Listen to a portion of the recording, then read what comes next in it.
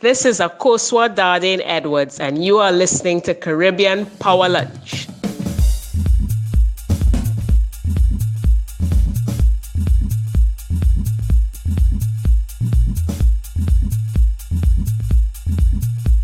Podcast world. This is Caribbean Power Lunch, where we feature Black-owned businesses. I am your host, Kevin Valley, and today we talk to a gender and entrepreneurship specialist, an award-winning social entrepreneur, published author, and founder and managing director of Enabling Enterprise Project, Ms. Akosua Edwards. Akosua, how are you? I'm fine. Thank you very much for having me, Kevin.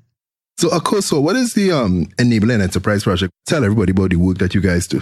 Yeah, so what we do is use entrepreneurship as an empowerment vehicle, focusing on women. And the main areas we look at is in rebuilding communities.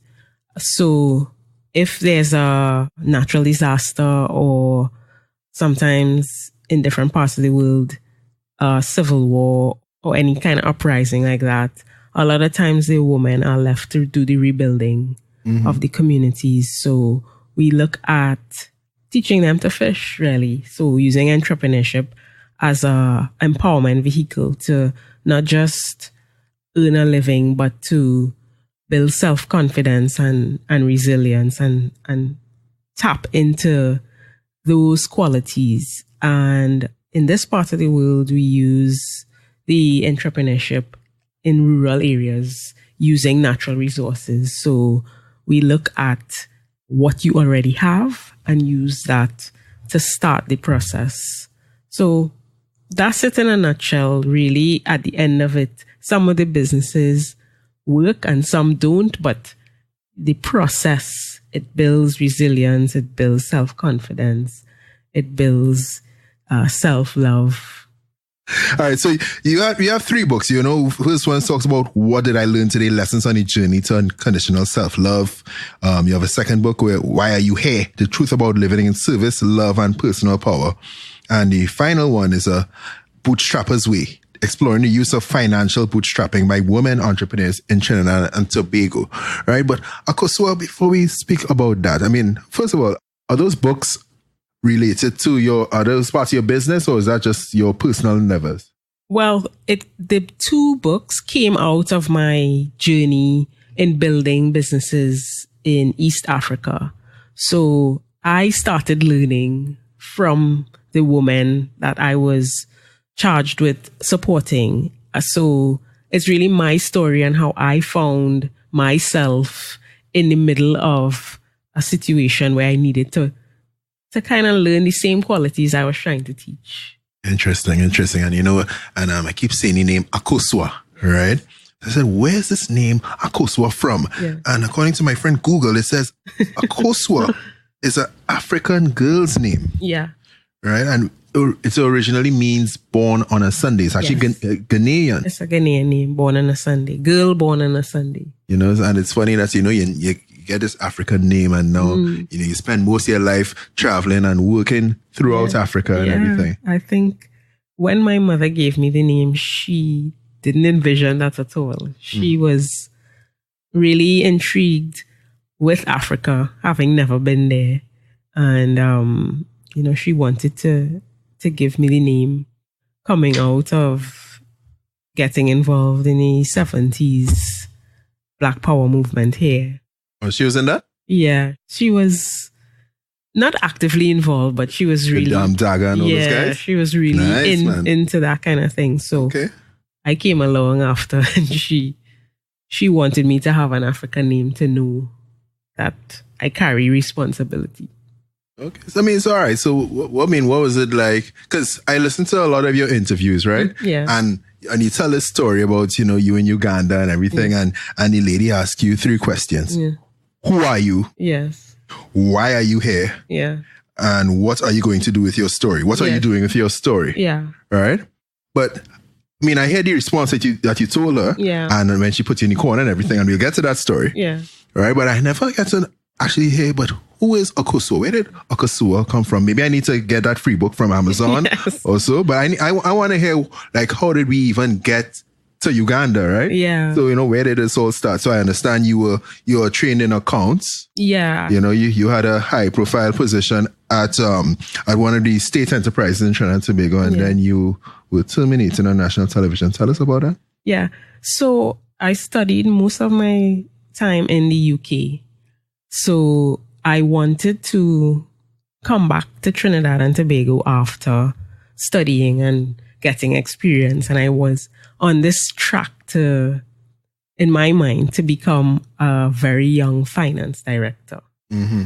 I always wanted to be young and moving on. So I came back to Trinidad and I got to be the chief financial officer at a state enterprise. No, that's a big position just for somebody. I mean, you knew somebody else. No, it was almost like fate, because I came back to Trinidad to do some research and I ended up meeting the chairperson of that board randomly, but I know everything is for a reason, so it wasn't random. Mm-hmm. And we had this discussion. I said, I'm thinking about coming home. And at that point, I didn't think that I would get a position here to match my desire of being a young finance director. But that fell into my lap and I decided to come back home and start this job. And what happened was, just as I was settling into the job, having just returned, an election was called and the ruling party lost the election. Mm-hmm. What year was this? This was 2010. Mm. So when that election was lost, that state enterprise was very topical. And the new prime minister fired 5 of us on TV, the 5 executives of that company. And it was a shock to us. We didn't expect it. We didn't know what was happening. So in my mind, when I got fired, I thought, well, it's the end of the world. I'm a failure. And how am I rebounding from this? So I didn't really know what to do. I was lost. Wow. I mean, okay, so like part of you say, is this, I'm just a political casualty right now? Or do you think it's like, hey boy, is it that I was just messing up on this job, boy? Like, what was going through your mind at that time? No, my ego was screaming that if you did certain things, you probably would not have been in this position. For example, if you didn't come home at all. Okay. Oh, you went further back. It's like, what you put yourself in this position for? Yeah. Because I did have second thoughts about taking the job, but the money was good. And it was a big position for a young person. So I actually thought about running away rather than facing it. And that's what I did. I went back to the UK. I know you left Trinidad a few times, right? Is this the first time? This was the second time because I studied out there. Okay. So I went back to something that I knew. And I was volunteering for an organization. It was a women's organization. Right. They were doing business support for women who were refugees. So this is when you were up in London, South Bank? Yeah. So they kind of saved me because I went back and they said, come and fall back in. And they were forming UN Women at that time. So they asked me to go to Ottawa, Canada. Ottawa, Canada, right. Yeah. I went to Ottawa, Canada. And what they were doing is they were formulating the policy to start UN Women by bringing in different people from different countries, different women, to hear their stories and talk about what they're doing on the ground and how UN Women could support them. So they sent me on that trip. Okay. And while I was on that trip, a woman from Uganda came in to the room and she started talking about she and a group of other women started a business after 27 years of civil war. And I just got hooked on that story. I was fascinated by it. And she was talking about what they lost in the war and etc. And I was thinking, I just lost a job. What did they lose in the war? I mean, I'm curious. What did they lose? They lost their families, their houses. The town was destroyed, and some of their dignity and pride was gone because of some of the atrocities that happened. Yeah. And was this after you lost your husband, sir? When I got fired, we decided that that's over. So I sat there and I'm thinking, I just lost a job and I just lost a relationship, which I could get a new job and I can also get a new relationship. But these people, they can't get back their families or their health. Right. So that's how come I ended up going to Uganda, because she was asking for support, but not monetary support. And I said, I will go, because that's as far as Trinidad and Tobago as possible. I just wanted to run away. Okay, I feel it. That's how I ended up living in Uganda. And it really changed my perspective on things and how I should live my own life. Okay, let's go into your favorite story right now. So Josephine in Uganda is leading a meeting. Like this kind of drove me what's happening. Imagine I'm watching this in a movie. What am I seeing? Okay. Well, Josephine was the spearhead of the organization, and she wanted the different women in the villages to learn about running this business and saving money and spending money and using the money wisely. So they used to have every month or so a meeting, a VNS, Village and Savings Committee meeting. And my responsibility was to go and train them on budgeting and all the different things that they would require to use this money that we were about to earn.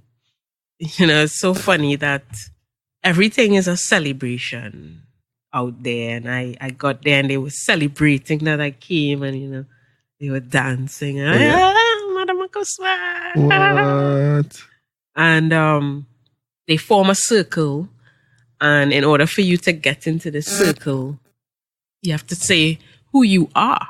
And as the visitor, they asked me first, who are you? And I rattled out my name, and I'm an accountant and all these fancy titles. I'm an accountant. I was a big person in Trinidad, and the Prime Minister fired me, so I'm here now.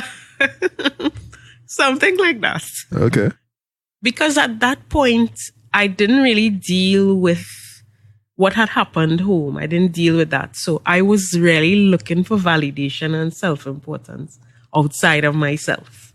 And that was the perfect place. I came here. I'm coming to train this group.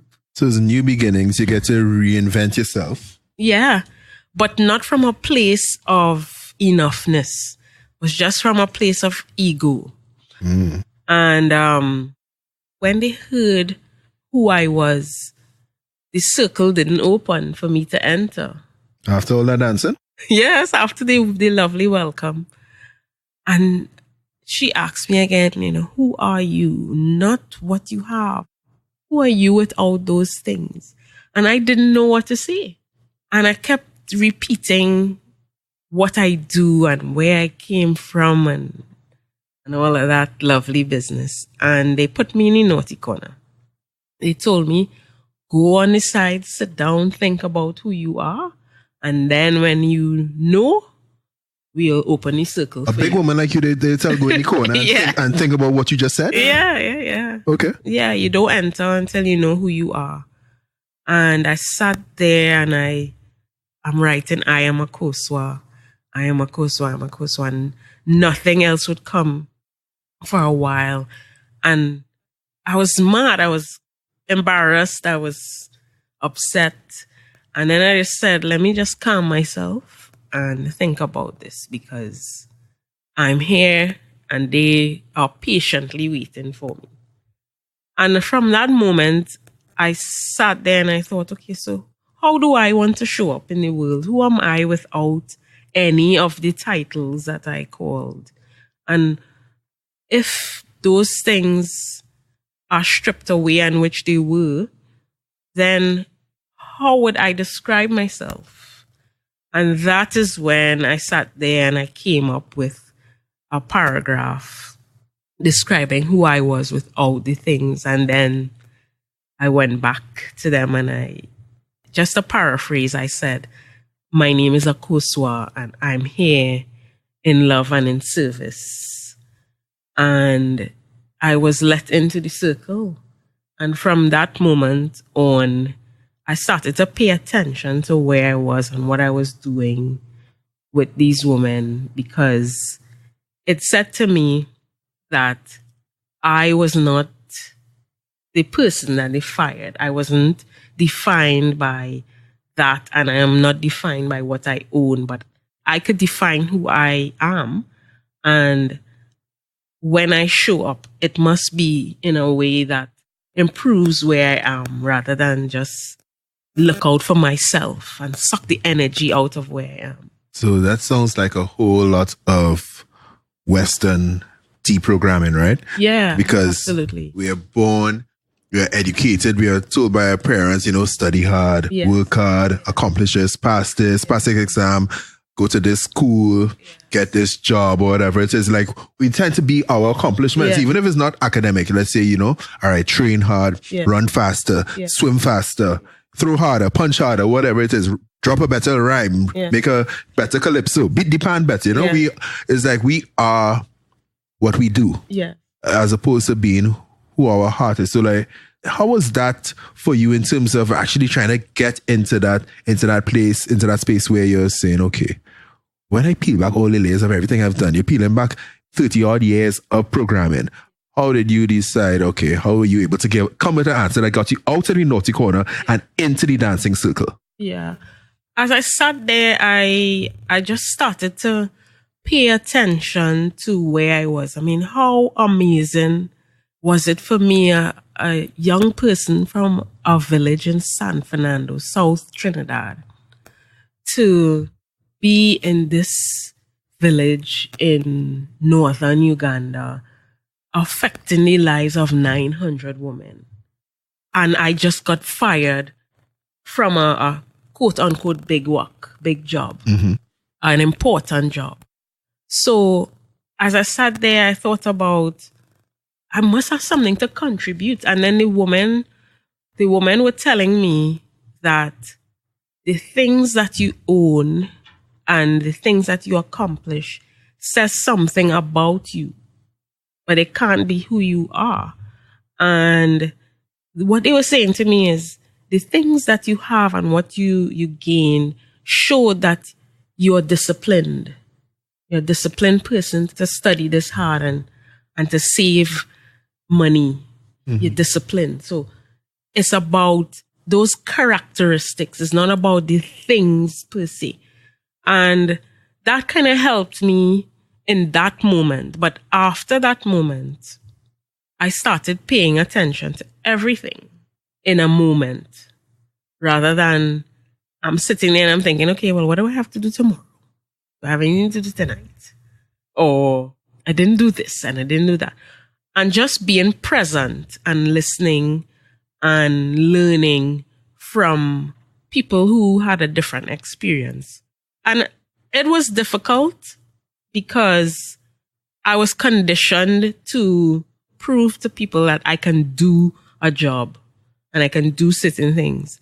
So in that space, I didn't have to prove anything to anyone because they knew who I was. They knew once Akosua comes with us, that she's coming to in love and in service. And that's all they cared about. They cared about me showing up who I was, not to prove to them that I can do it. And there were so many lessons that showed me that I didn't have to prove to them why I was there. Yeah, so why were you there? Because I know that's the second question. Who are you? Why are you here? Why were you there? And did you just tell them, because I was in Canada and Ottawa? Yeah, I did. And they accepted that? No, they did not. I know they accepted they that. laughed. Some of them laughed. Some of them got quiet and they thought that I was not as smart as they heard. Oh, shucks. And considered it. And I answered, why I was there, because I wasn't just there to work. I was there as part of my evolving into that person who could go out into the world and do something better. And the other thing they always say is, you are here to give out the gift that the universe put into you. And you need to figure out what that gift is, whatever it is. It could be cooking, it could be sewing, it could be being a mathematician. Things that you will do for free, you'll do because you love it, and it doesn't always have to make you rich and famous. It is for you to contribute to where you are making it better. So if you like to make cakes and you work at a 9-to-5 job, make the cakes because it makes you happy. And when you go out into the world, you'll be a happier person because you have satisfied that need and you know why you are here. You know that I make cakes, I make good cakes, it makes me happy. And once I'm happy, everything around me will work better. But a lot of times we like to either hustle or we don't want to do that thing because it's not going to generate that money and fame. Or we don't know how it's going to generate that money. Exactly. And we're afraid of it. So once I realized that I just have a responsibility to just be who I am, the best me, that's why I'm here, and to impart that gift to the world. Listen, Akosua, people pay big money to life coaches, to career coaches, and all of these to learn what you learned in Uganda. Yeah. It sounds like there's some serious wisdom in northern Uganda. Yeah. And the kind of things that they would ask me. Like one day I was rushing in to meet them. And they said, Madam Akosua, how many ewes do you have? I find these people like to hurt people's head. Huh? Yes, like what? I'm like, how many ewes do you have? I said, well, you need to explain that to me because I'm not following. And they said, we see one ewe when you come to work with us. And then we see one ewe when we have fun. And then we see one ewe when we go out to get our business. You're confusing us. There's one you. Yes, and I want to talk about that business that you did up there because there's a really exciting story there. Yeah. But I know the third question that from the wisdom from northern Uganda is, what are you doing with your story? Did they ask you that as yet then? No, that came at a different point. But what would happen is everywhere I go, they would ask, who are you and why are you here? Okay. And that last question wasn't asked as much, but it was impactful. Okay. All right. So let's talk about this business story because I see it was 901 women. I guess I was the one. You was the one. You're the one. All right. So you have a agriculture business. Tell us that story, starting off that business, building that business and actually getting funding for that business. Yeah. So the premise was we use what we have. And what they did have was a lot of land and they had a love for growing food. They did it well. So we used what we had and the business was to grow food and take the knowledge from that and develop seeds for other farmers. So we would sell seeds for maize and corn and different things. And also sell the food. Who would you sell it to? We would sell it to other villages. So we would have to go into town and sell it to other farmers. Okay, so within the country. So you're getting to town on foot? No. Town is far. Yeah, I mean, we had different farmers within the village and different farmers within the country. And the vision was to be the number one in East Africa. Okay. So we had to expand our reach. Okay. So we would plan it so that at some point we would go into town. We would use bodas, which is bikes or taxis, not like taxis that we know, but they're equivalent to taxis. And the aim was really to use these women and the land and grow this business and develop different strains of seeds for maize and sorghum and that kind of thing. All right. So we're selling and everything. Like, how is our revenues looking? How are numbers looking? So initially, we had this little space in a yard and we would sell from there. Mm-hmm. We would go to the market and raise funds for the business, sell the food in the market, save it to raise funds. Okay, when you say raise funds, I mean you'll just save the proceeds from sales? Yeah, save the proceeds from the sales to put back into the business. Okay, not actually raise funds in terms of going and looking for money. Hey, we're trying to sell some seeds. Not yet. We started off small by selling in the market, using that money to reinvest into the business. And the vision was very clear. We would have a business, not an NGO.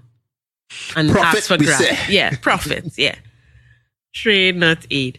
So we started small with a big vision to be the number one agricultural seed company in East Africa. Having no experience of business, none of them. And, we were going along well. We had our plans. We had to find money to expand. And the lessons was really in executing a vision that nobody believed in outside of these women. And what I learned is once you have a clear vision and you're willing to take risks and do certain things that would enhance your own personal journey, then it would happen. So, for example, in certain parts of the country, women were not supposed to own businesses. So for them now to say we're going to own a business, of course, that is crazy. But they persisted. They were like, well, where are the men anyway? Most of them are not here. Most of them died or they went into different places for work. So we're going to do it. And that was difficult because every turn you make, you would hear, well, you're not supposed to do that. So I learned from that. When you have this clear vision and people are telling you you're not supposed to do that, you know for a fact that you can do it. But it will be difficult. It will be challenging. So you have to be ready. And through that whole experience of being told that we cannot do it, we were able to gain strength from that and grow that business into firstly the number one agricultural seed company in the country. Where were the stats? How were you able to access the statistics to see that, okay, well, here's our rankings and all of these things? Well, first we got many awards. You got awards? Yeah, we had many awards from international agencies. Richard Branson actually came and met Josephine. All right, so well, if Richard was involved, then it's serious. Yeah. She even met Obama and George Bush. You too? You wasn't that? No.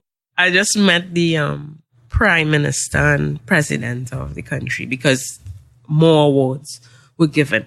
The statistics behind that, we were able to pioneer, without even really thinking about it, a debt and equity situation because nobody was willing to give money to these women. So we had to go abroad and access money. Think about it, how amazing that is. You're from our village on the border of South Sudan and Uganda, and you're able to access funds from Scandinavia. Right. Yeah. So, I mean, I want to get to that, right? So I understand in order to get these funds from Scandinavia, right? First of all, we went to about 46 banks and all of them tell us no. Yeah. That's a lot of no's. Yeah. Right? Yep. But then there's a story where, I don't know if it's Josephine or one of the other ladies, they went in the bush and they got some bush wisdom and said, we need to go to Norway. Yeah. And all of us in Norway is investing 1.2 million US. So you need to walk me through that, please. Yeah. That is where I learned about persistence and determination. So I mentioned before that women were not supposed to own businesses. We started going out to different banks, financial institutions within the country. And each time we go, they would say no for whatever reason. Where's your husband? Where's your son? No. There were a lot of no's. And I was getting frustrated. Maybe after 5-6 no's, rejection is hard.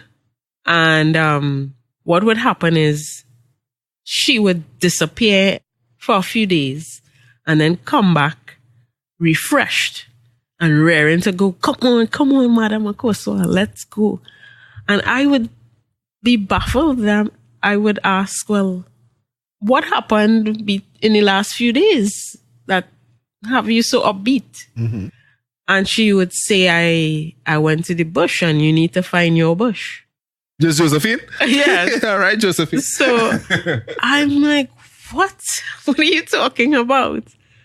And, she would say, you need to find your bush because you're frustrated, right? And we would go back to the banks, 46 banks we went to. Each bank said no. She went into the bush. She came out. She said, where's Norway? So I don't know what was in that bush. I said, what? Is there internet in that bush or something? What is going on? Are you smoking the bush? She went on Facebook. Yeah. And that is when she said to me, you need to find a space where you can be still and tap into yourself, where a lot of the answers are, and be brave enough to listen to that still voice. And that's what I did going into the bush. Oh, you went in the bush too? No, that's what she was telling me. Oh, okay. That's what she did going into the bush. She was able to be still, regenerate herself and listen to that voice. And the voice said, the people in Norway have a conscience and let's get the money from there. And it was difficult, but we got the money, $1.5 million. No, I mean, how did you all communicate with Norway? I mean, again, I'm just remembering no power, but we phone call, internet? Yeah. Well, the power used to go. Oh. It wasn't that it didn't have any at all. Certain places didn't have, but in the town, there was power. It just used to be not consistent. So what we did, we researched places in Norway, people in Norway, and we were able to talk to quite a few people. And there's a organization that gives money through angel funding. Mm-hmm. And we reached out. They came, they saw, and they liked, and the rest is history. And what they did is they bought into the company as shareholders. That's the equity part. And they gave a loan as well.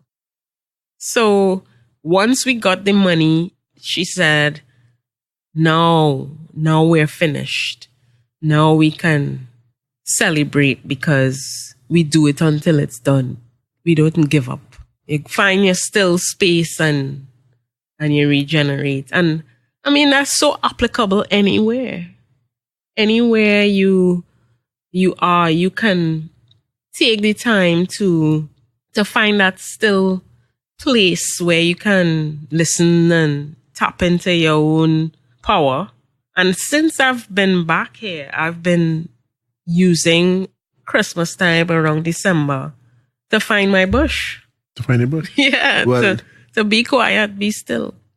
All right. So is it from this experience that you were able to be awarded this Social Entrepreneur of the Year award?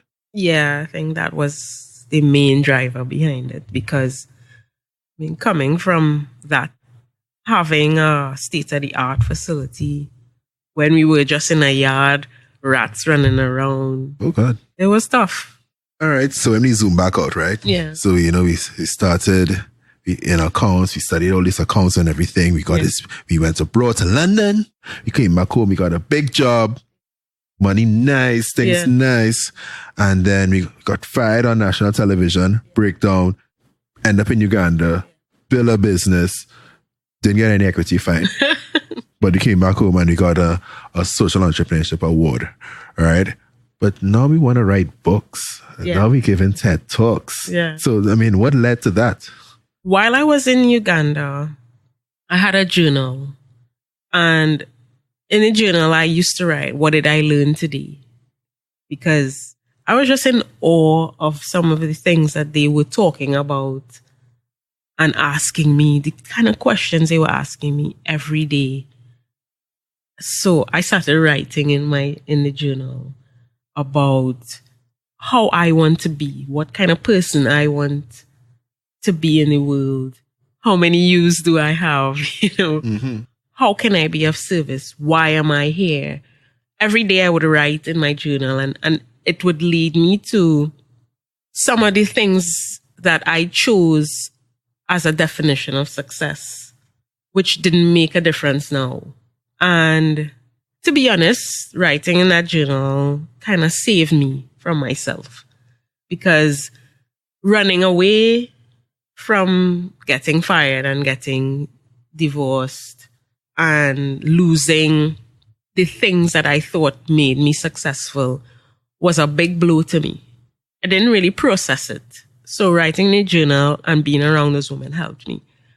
And at some point, the way they share knowledge is to tell stories. So every Sunday, we would come outside and they would teach the younger ones how to do the dances for the weddings and the dances for the funeral and the dances for... And they would teach them about making shoes and the cloth. That was their Sunday, passing on knowledge.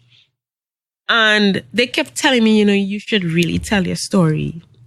You should tell your story. You have a responsibility to share your story. And I was not taking them on. And from a random meeting, there was a American woman who came to do some training with us. And we were talking in a group. And she asked, how did you end up in Uganda? And I just gave a little synopsis. And she said, part of our group is publishing. But I didn't go through her. I thought, no, that is too close. But the signs were there. Tell your story, tell your story. And while I was in Uganda, I approached Balboa Press online and I sent in a journal and here we are. Oh, you just sent in your journal and that was it? Yeah, they contacted me. They said, yeah, we like this. And of course, we changed it up. And the rest is history. So this was the first book. First book, What Did I Learn Today? Right. Lessons on the Journey to Unconditional Self-Love. This was published in August 2013. Yeah. Right? While I was in Uganda, I didn't see this book. I told them when the book is finished, send it to my aunt in Houston. But yeah, typed it in Microsoft Word and all this. Yeah, send everything to them. We had pretty long conversations. I was getting cold feet because I put everything in the book that I never told anyone about getting divorced and fired and all of those things. And my aunt got the book and she called me all excited. I want to see it. Yeah. I saw it had lots of 5-star. That's 5-star on Amazon, Yeah. I didn't see anything less than 5 stars. I was scared to share the story at the time, so I didn't see the book for months. The final one. Okay. Final version. And once I owned it, I owned the fact that's my story. How have been book sales so far on that particular book? It's been okay. I was very, very fortunate to have the opportunity to launch it in New York, Atlanta, and DC. Nice. So in 2015, early 2015, when I came back, the book was launched in the US and Canada as well. But I saw that you launched another book In March 2015. Yeah. Nyabo, madam, why are you here? And that was the second part of my journal. So the first book was really me telling the story of how I got to Uganda. So it started from my childhood and getting married at a very young age and the firing and moving to Uganda. And the second book was I was in Uganda. What are the things that I learned and how I grew as a woman in that space. So that one is more about that story. Another story that unbelievable things that they taught me that they didn't even realize they were teaching me. Because, random questions like, why do you not be your best when you come? And why do you just hide yourself and not speak up? Did you ever used to be like, oh gosh, all right, I'm going in front of these ladies. Let me get my brain ready for this. Like right now, I just want to relax. I don't feel for no hard question right now. It was relentless. And let me give you an example. We were doing a experiment. We wanted to grow this special type of corn, maize, but it could only grow at a certain temperature. So we had to drive to a place called Sipi, which was on the border of Kenya, high up in the mountains. Mm. And to get there, maybe it was a 6-hour, 7-hour drive. Oh, Lord. We had to spend the night, of course. So I wanted to not spend the night. So I was going with one of the ladies. And she said, why are you resisting this trip so much? Because this could be something big for us if we tie down this special type of maize. And I said, I have to be able to access the internet. And I know out there's none. Right. She said, what? What are you talking about? And I said, well, I was in contact with the bank here because I left my house here in Trinidad. Oh. And nobody was living in the house for a while. And I had this huge mortgage because my definition of success is I must have a house on a hill in Maraval overlooking Port of Spain. Oh, snap. Okay. Right? So as part of the whole firing and divorce and running away, I just ran away and left it. Now, a year had passed. Nobody was in the house. I was neglecting to pay my mortgage, my full mortgage. I'm in Uganda saving the world. Uh-huh. So the bank was now like, what is going on? So I'm now on the internet with the bank dealing with this. So I don't want to tell her that. So she said, come on, you'll love this place. You'll enjoy it. You don't need any internet. So we get down to CP and lovely place. And so we're talking now amongst these women. They were talking about the ritual of moving from an adult, from a young person to an adult. And she was telling them that, Madam Akosua didn't want to come because there's no internet here. She put in trouble. Yeah. And so we got to talking about why I wanted the internet. And they said to me, so you were talking to the bank about a house you bought. How does the bank get involved in your house? So I said, well, they gave me money to buy the house. So they said, well, then it's not your house. Yeah. I don't understand, Madam Akosua. It is not your house. So how can the bank sell your house? So I'm like, but this making sense. They are making sense. So these women in Uganda are brilliant. Yeah, they're making sense. Then they were telling me, okay, so this is the ritual that we do to move from a girl to a woman. And what ritual do you use in your country that signifies? And they all laughed and they said, they buy houses that's not theirs. And that kind of woke me up. And I felt like a load lifted because it's not your house. So let the bank take the house and go on. Just let it go. I love that. Like, let it go. From what I'm gleaning from you is that these ladies from Uganda, Josephine and crew, they have this clarity, this peace of mind, the beauty of a simple life. Yes. You know? Yeah. I love that. Yes. I love that.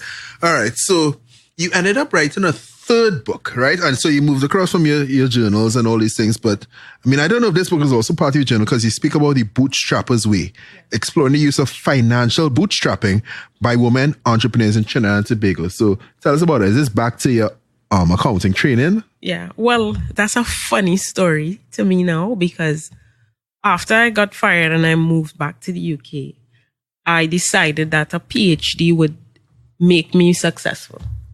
And I started doing a PhD. And my research was on women entrepreneurs in Trinidad and Tobago. And that book came out of the research. But I never finished the PhD. But you finished the book. Yeah. Most importantly. The book was... It's just so strange because I was always with the mindset that I would need to be a PhD holder to have my research published. And as fate would have it, it was published without me finishing the PhD. There you go. Yeah. So, I mean, I look at the book as a testament of things can happen in a way that is different to what you envision. And I really wanted the research to be useful. I didn't think about it in a book form, but I really wanted it to be a practical PhD, not an academic one. And here it is, published into a book. So I'm really, really grateful for that. That's really, really awesome. I know you especially wanted to talk about supporting young ladies coming out of care homes. Now, care homes is essentially nursing homes that are run by people who aren't nurses, right? Well, I use the word care because I took it from the English perspective. Care means under the ward of the state. So in Trinidad, we have one home which girls are put under the care of the state. And in moving back to Trinidad, I got involved in working with those young ladies at the St. Jude's Home for Girls. And what I learned from that is when they hit 18, some of them have nowhere to go, literally. And I can't even think about myself at 18 having nowhere to go. You know, I with parents. Yeah. So we have a program under the Enabling Enterprise project called the NINA program. And the NINA program works with young ladies from St. Jude's. Nina, is that? Nina means girl in Spanish. Young girl in Spanish, right? Yeah. I was just about to doubt my Spanish. I didn't want to embarrass myself. Yes. Because my mother's fluent in Spanish. No, you can't. But yeah, so Nina's young girl in Spanish. Yeah, Nina.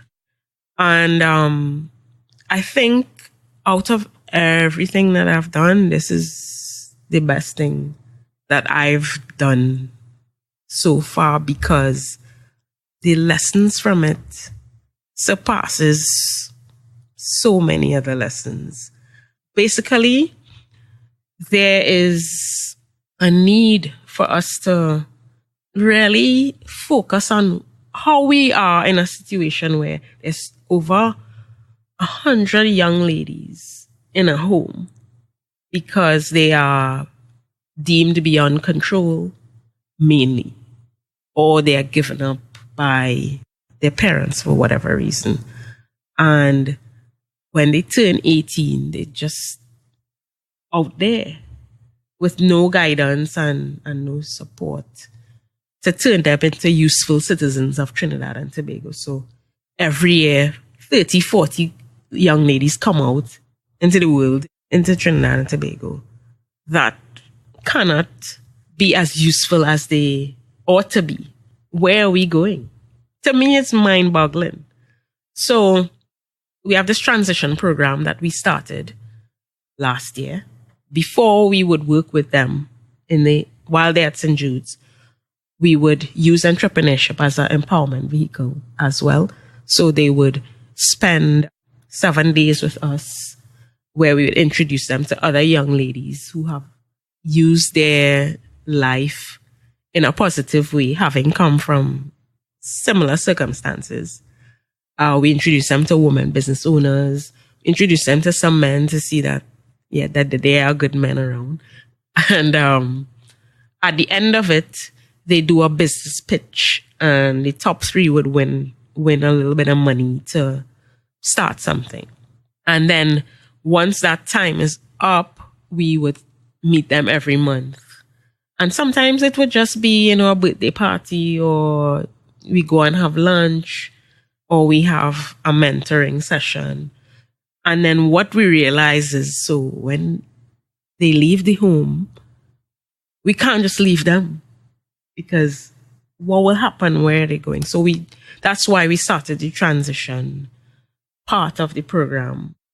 And how's that program going so far? It's a challenge. We've been looking for a permanent home.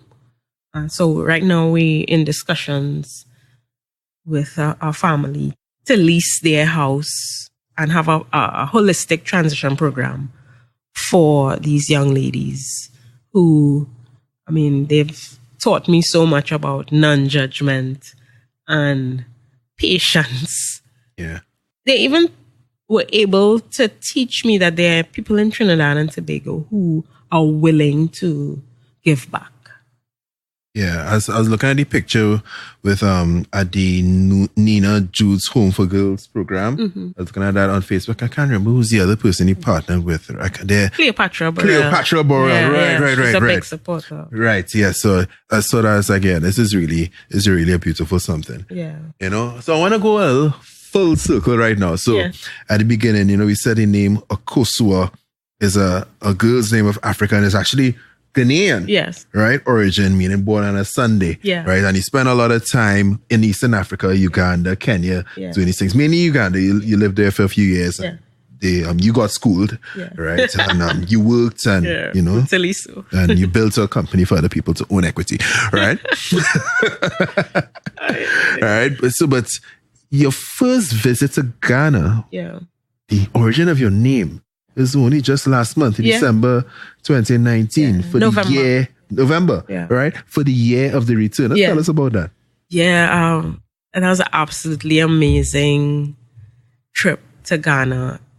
And originally, the trip was for me to introduce the book Niabo into Libreria, which is a book community in Accra, Ghana, and also to meet some women in the rural communities to see what they're doing with entrepreneurship as an empowerment vehicle. So I was so excited that it coincided with the year of the return, where the Ghanaian government has invited people from the diaspora to come and see Ghana and invest. And and as I touched down in Ghana, I always remember it.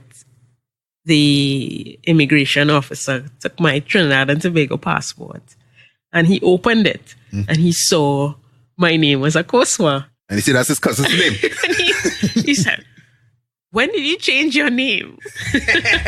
I love it. I said, no, my mother gave me the name. And he said, welcome home. And just the fact that there were so many other people with that name in Ghana, it's a very common name.